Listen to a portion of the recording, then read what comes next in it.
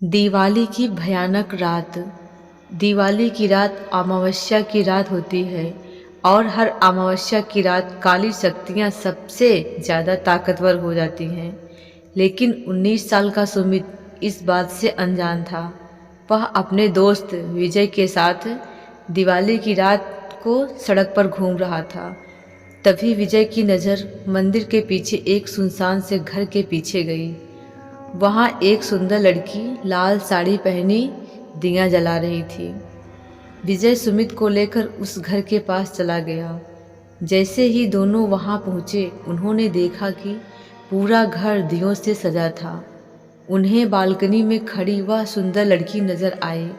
उसने फिर वही मन लुभाने वाली मुस्कान देकर उन दोनों को अंदर बुलाने का इशारा किया।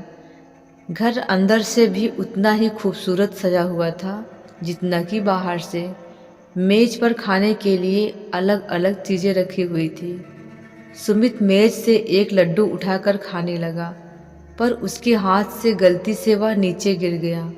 जैसे ही सुमित लड्डू उठाने के लिए नीचे झुका, उसने देखा कि मेज के नीचे एक भयानक काली परछाई थी, जो सुमित को देखते ही कहीं गायब हो गई। सुमित जैसे ही विजय को यह बताने ऊपर उठा, उसने देखा कि विजय सीढ़ियों के ऊपर खींचा चला जा रहा था। सुमित बेहद घबराने लगा। फिर अचानक घर में पायल की आवाज़ें आने लगी, जैसे कि कोई लड़की एक कमरे से दूसरे कमरे में जा रही हो।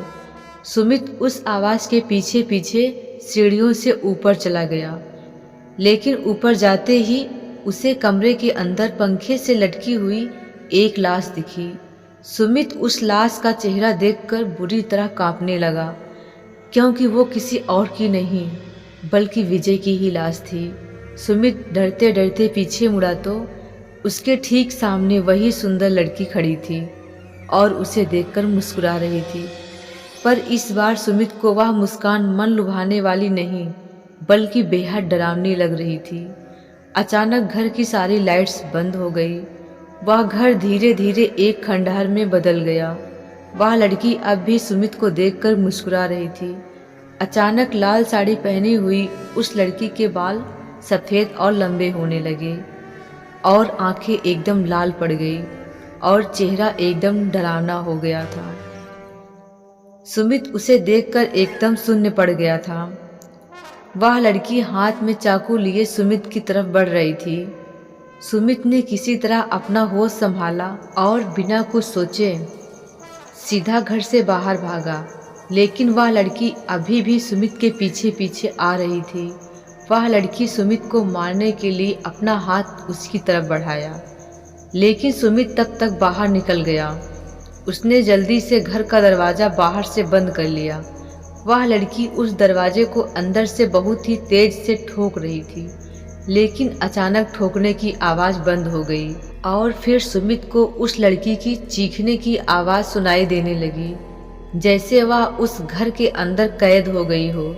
सुमित वहाँ से जल्दी से निकला और अपने घर जाकर चुपचाप सो गया।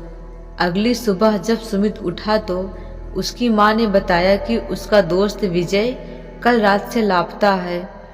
तब सुमित ने पूरा किस्सा अपनी माँ को बताया।